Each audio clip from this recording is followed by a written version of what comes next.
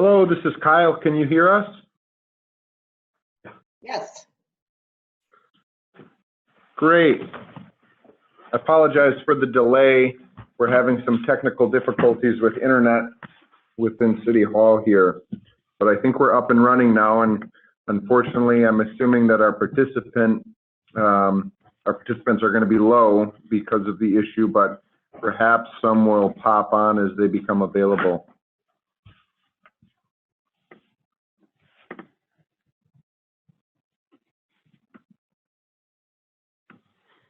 So it looks like we're ready to dive in. So I'm going to hand things over to the mayor. Again, this is all being recorded and will be made available after the meeting or shortly after the meeting, likely through the Chamber's website.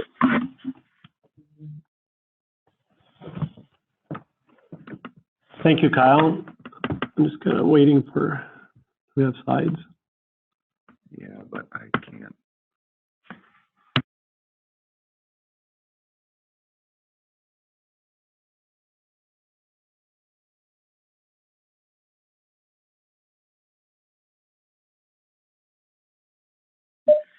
Okay, we're still having little issues, but let's get started. At about 11 o'clock, I plan to release a press release, which I can kind of basically go over. We are at City going to announce that the city parks and playgrounds are open and available for use. The facilities at those parks should be, the restrooms and those type of things are going to be open by the middle of next week. Our park staff is working on opening those up. The private shelters will be available for rental, and anybody that has rentals will, or have rented the facility or those shelters will be available in June, beginning June 5th. So those will be honored. Our city hall will be opening June 1st. So if you need to transact any business, we'll be open, all of our departments. We're encouraging all people in our parks to follow the guidelines set up by the Wood County Health Department. Try not to gather in crowds, continue to practice distancing, avoid common touch points. If you're sick, please stay at home. Our staff will be working on disinfecting and cleaning the restrooms, hopefully daily.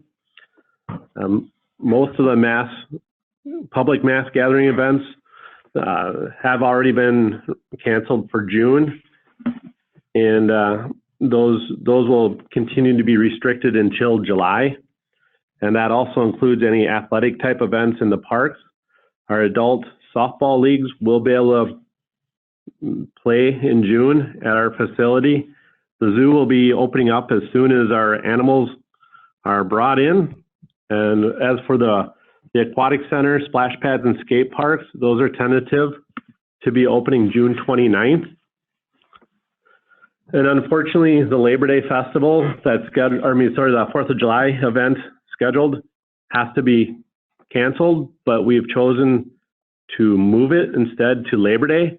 So we plan on celebrating Labor Day and the 4th of July fireworks on September 5th.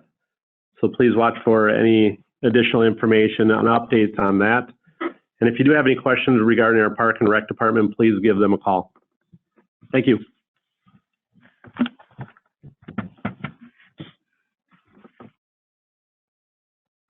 Thank you, Mayor.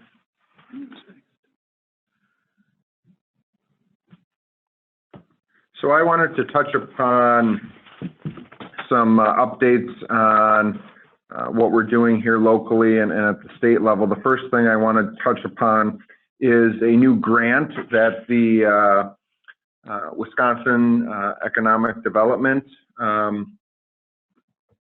Corporation is unveiling, and that's called the We're All In grant.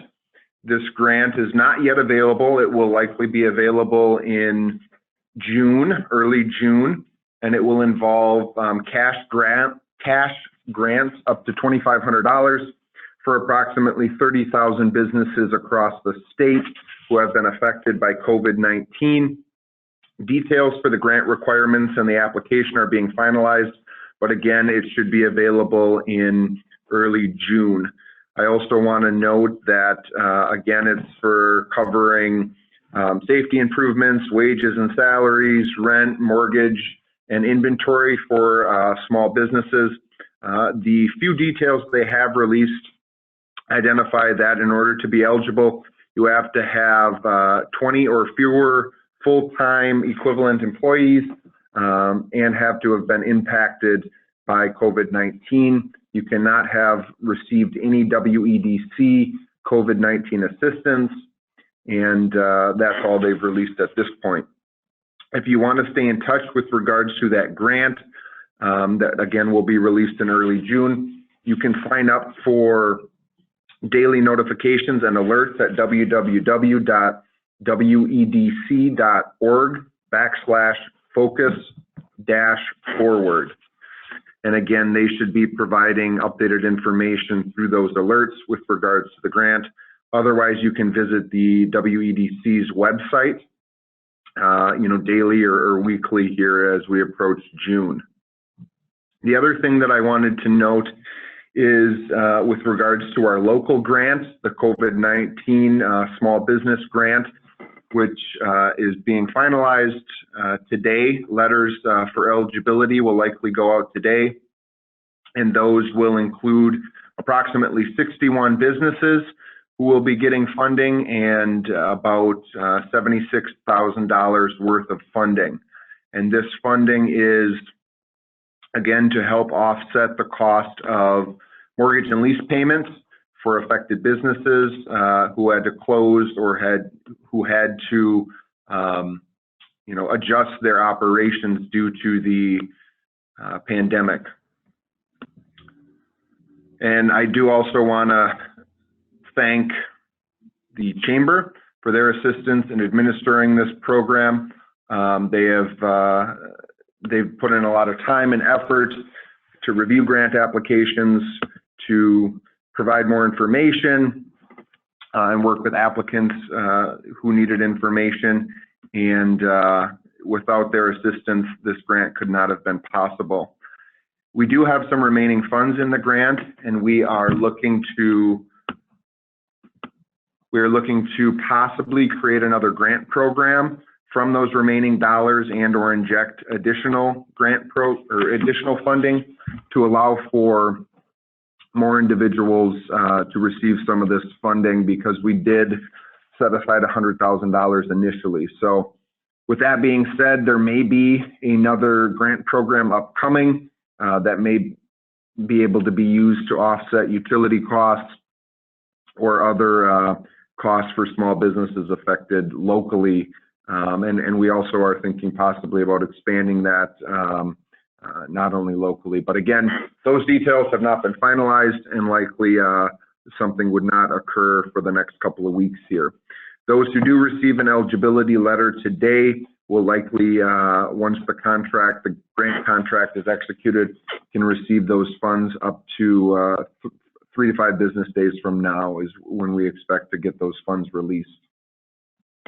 The last thing I want to touch upon is the Local Economic Development Task Force that was established shortly after the pandemic started. And from that task force, we created these business briefs as well as the newsletters. Again, the partners for that task force at this point have been the County Health Department, the Chamber, and city staff. We've also had some other members come for these business briefs. But with regards to ongoing operations for the task force, we're looking to possibly consolidate that task force with the larger regional task force that's led by the county. Jason Grunberg with the County Planning Office is leading a task force, and we're looking to kind of piggyback off that, possibly open those meetings up to the public and utilize that one-stop shop for access to information both regionally and locally.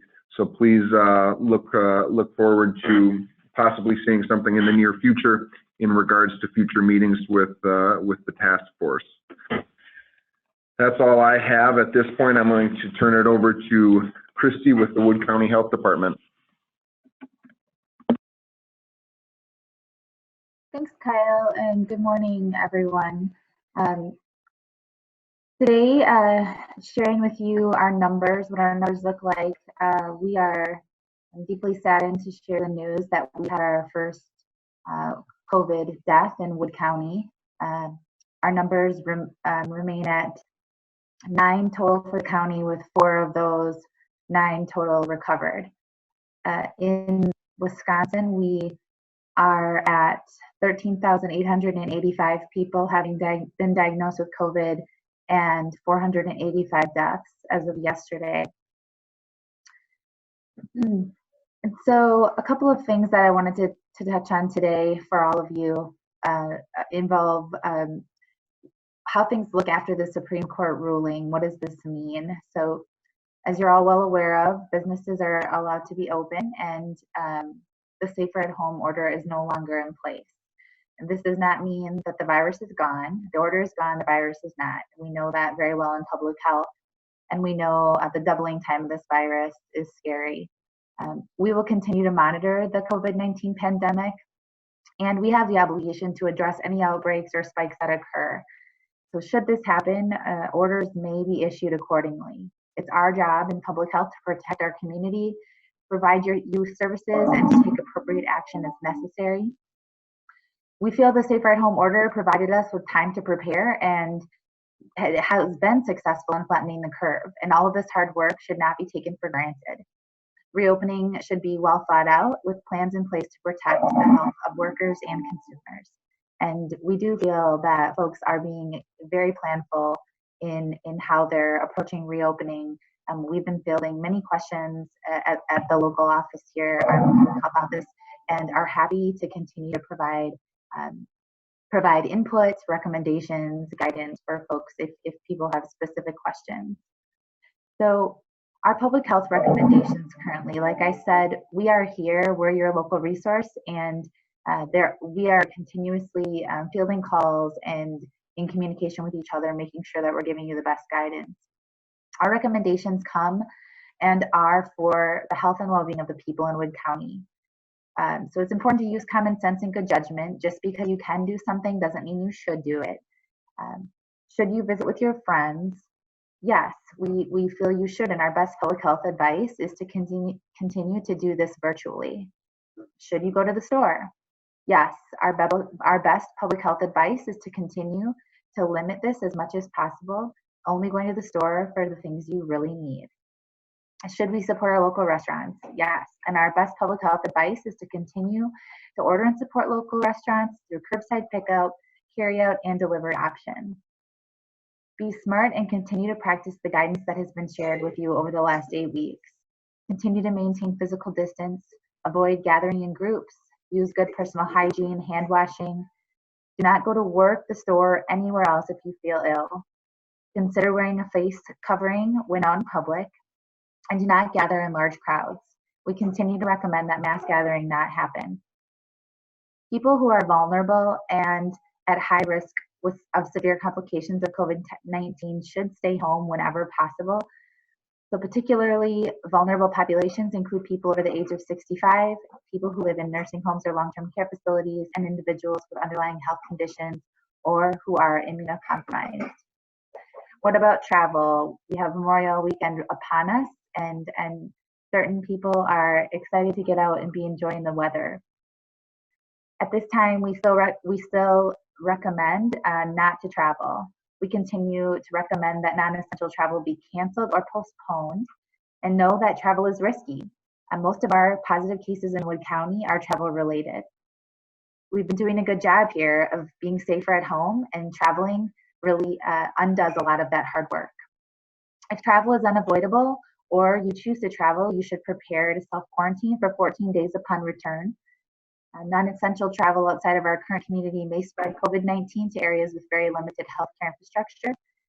If you're able to practice physical distancing during the entire time you're away, for example, you stay in a car by yourself and you keep that 6 feet physical distance between yourself and others, you should still monitor your symptoms and practice physical distancing upon returning home. Several counties in Wisconsin have issued travel advisories for seasonal and second homeowners. If you choose to travel to a second home in Wisconsin, check and make sure that these counties haven't issued these advisories, and again, prepare to immediately self-quarantine upon return if you should have to do so. And bring your, like we have stated before, bring your own groceries, your own essentials, as that is a really good way to mitigate the chances of spread as well. So what about, we've been getting a lot of questions about youth spring and summer sports, and at this time, the Department of Health Services recommends all spring, summer youth sporting events be postponed or canceled. Large numbers of people, close quarters, shared equipment, and the inability to keep a safe distance from others may put athletes, coaches, and family members at risk for becoming ill with COVID. We recognize that participating in these activities improves overall health, and we continue to encourage families to get outside and play, bike, hike, and do whatever you like to do together. In the end, we realize the decision lies with the organizers of these activities to move forward or not, and we're sure that this decision is not being made lightly, and it is a difficult one. So be sure to ask questions about what prevention strategies they are using and how they plan to keep your loved ones safe if your loved ones are participating in these activities. And again, I can't reiterate enough that we're here, your local health department is here. We're helping folks think about ways to change up how they've done things in the past so that things can be safer. There's a couple of links provided for you as well directly to that guidance. So what about large mass gatherings? The Wisconsin Department of Health Services recently provided interim guidance on large gatherings, and at this time does not advise them, and there's no projected time frame available as to when this advisory would change. But I will share that Wood County, along with many other counties, are creating our own metric dashboard to be able to determine when we would be able to, based on our metrics, based on our data, when we would be able to potentially change recommendations. So given the state of COVID-19, we know that transmission in public and private gatherings of people that are not part of a single household or living unit will happen. And this recommendation will change as the state progresses through, like I mentioned, that set criteria. So in terms of planning events for summer or fall, the best guidance is to proceed with caution and consider all possible options, given the potential for large group gathering cancellations due to COVID-19. We've seen really some incredible ideas and creativity in ways to hold gatherings. And so again, just continue to think through those. An update on farmers market guidance. We are allowed now to have non-food vendors at the market, which we know many people will be relieved to hear that and excited to hear that. And we are planning to start the market in June. June 4th, I believe, is our first, so June 6th is our opening date. So that lastly, many of you have been aware of the Wood County Toolkit, and actually Kyle touched on the We're All In initiative, so I won't go into that, but the Wood County Business Toolkit is available on our Wood County website. It has information, a lot of information about how to keep your employees and customers safe, and goes into details about employee screening and monitoring, and a lot of on-site practice elements, sample policies, how to handle employees who are ill or employees that come in contact with someone who's tested positive for COVID-19, and then what to do if an employee tests positive, or what you can expect from your local health department. And that is a new addition that we've recently updated and revised. And the toolkit also provides signage and sample policies, the self-monitoring instruction sheet and form for all of you to be able to utilize, and you can download those items at your leisure. There's a few other resources again that I have spoken about in the past. So the WEDIC information is available, as well as the Centers for Disease Control. There's some great resources out there.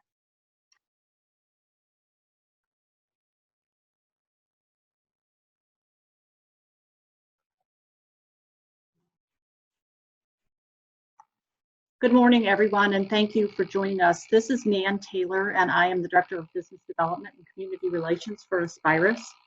We know that we're going through unprecedented times, and that everyone is a little worried and trying to figure out how to safely open up for not just their employees, but their customers as well. And Aspirus, knowing that, that this has been some trying times and that people are really unsure right now, has developed some helping guidelines and resources for all businesses and organizations. So much like the health department, we are coming alongside of their work and offering a resource that all businesses and organizations are welcome to tap into, regardless of whether they're members of the chamber, Aspirus Business Health Partners. This is something that we felt that it was necessary to do for our communities. So I want to introduce you to Donna Owens, who is the System Director of Business Health or Business Services, excuse me, for Aspirus, and Samantha Dietrich, who is a certified wellness practitioner and sales executive. And they are going to introduce you to this Work Well program that has been developed. Thank you, Nan. This is Donna Owens, and thank you for the opportunity to share information today. As Nan noted, this is really about a commitment to every employer in our workplace and the communities that we serve to either help those that have been essential businesses and have continued to work over the last couple of months with potentially some next steps, in addition to the great things they've already done, maybe some fresh materials, and also to provide some help to those employers that are coming back to work. Kristie has shared, the Wood County Health Department has a wonderful toolkit. So what we've created is is similar, but potentially adds a little bit more to that as well. So there's really three major components to our Work Well program. One is a one-stop shop website called Work Well, which brings together many of the same pieces of information as the Wood County Toolkit. So we don't want to have you necessarily going to multiple places, but either one you land on is going to get you to some of the very same resources around what are all the things you need to consider to make certain that you have established that very safe and confident workplace for your employees. And along with that, where do I go for that direct information? So we have pulled out of the CDC, out of OSHA, out of the Department of Health Services, the business related items, so they're easy to get to. We've also then separated those into the sections. So some of it is around disinfecting and sanitation, some is about masking, some is about social distancing, some is about any one of those major areas. And in those areas, we've then created a tip sheet of those high level things for the employer to consider. And we've added to it then posters and things that can be posted within the workplace. All of that is at no cost to any employer who's interested in receiving access. We'll even help print some of those posters, small or large size, and deliver them or send them to the workplace. In addition to that, though, and what's maybe not as duplicative as the toolkit. So either one of those resources will give you that right stuff, that foundational stuff. We also, though, are ready and prepared to help assess whether you've done everything in your workplace. So if a business would like us to either spend some time with them during a webinar to walk through that checklist, or if they'd like us to take a site visit and come and walk through with them, we're happy to do so with our occupational health leaders. In addition to that, if someone's considering and haven't yet put in temperature screening, we're happy to come out and help assess where the right location is for that, to make certain that they have the equipment that they need and that they've been trained on how to use the thermometer, how to properly mask, how to make certain that the area is cleaned and disinfected on a day-to-day basis. So those are some additional services that we're happy to also provide. And coming soon, within the next couple of weeks, we're also going to be able to help businesses who are potentially already asking or having their employees review and report on those common symptoms that have been identified for COVID. So they've been outlined by the CDC, and they certainly, many of them are high profile to us. If you've got a temp, you've got a sore throat, you've got a cough, you've got some pressure in your chest. Those are things that an employee could be attesting to on a day-to-day basis. If they have any of those, we can help again with that process to get them into the healthcare system tested so that an employer is feeling confident that their employees who may have symptoms are able to confirm yes or no, are they an individual who has COVID, and then between us and the great team with Wood County Public Health, if there is a positive, how do we help you react to making certain that you contain, secure, and get that workplace set up to continue to do business. Coming soon, we're going to have an electronic symptom reporting tool that we would love to introduce to business. It makes it very efficient. It can be something the employees download to a computer or their phone, and they can very quickly attest every day. And on top of that, we then provide reports on compliance, as well as if those employees have been reporting any symptoms, so that there's a one-stop report for an employer to be able to manage their population and understand what they've got happening versus a lot of paper or questionnaires. So that is coming soon. Next step for us, Sam, maybe you can introduce that. We're working with the Chamber and the county, and we're going to have an event coming up on June 2nd.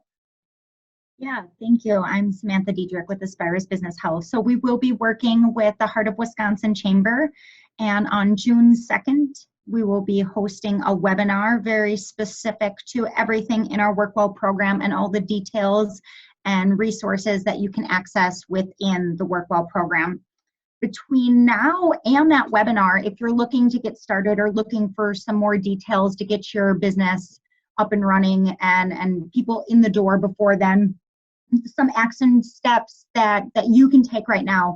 You can give us a call at Aspirus Business Health, or you can email us. If you email us, it's businesshealth@aspirus.org, and myself or one of my team members will get back to you right away with any questions you have, or even access to the portal as soon as we can get you that. You can go on also yourself and access the portal. Right now you can go to aspirus.org/business-health, and you'll be able to register and take a peek at the portal yourself right now. We also invite you, if you're interested in any one-on-one meetings or one-on-one consults with any questions you may have, that is an option to you too. You can contact us at Aspirus Business Health, and we can work with you in a quick, maybe 15-minute, 30-minute meeting with your businesses, help you identify what your needs are, what you're currently doing, and maybe if there's a gap in that process, we can help you overcome that gap. And that is a really good tool that the checklists on the website will help you with, to identifying those gaps. You can always reach out to us for a one-on-one consult as well.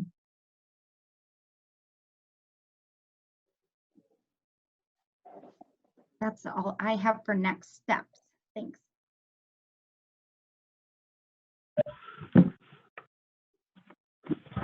Thank you. We're at our question and answer slide screen. Is there any questions, Emily? We don't have any questions today. I know we have a small group, but please feel free to email any of the folks here on the slide later if you do have some questions. And I know this is being recorded, so anyone who checks this out later, again, just shoot us an email, give us a call. Thank you. So with that, we'll end our briefing today. Watch next week for an email update. Thank you very much. Thank you all participants as well for the weeks, like the health department and the chamber, for all the input you've provided throughout these. And thank you, Nan, and your team for going over your program. And again, everyone have a great holiday weekend. Thanks.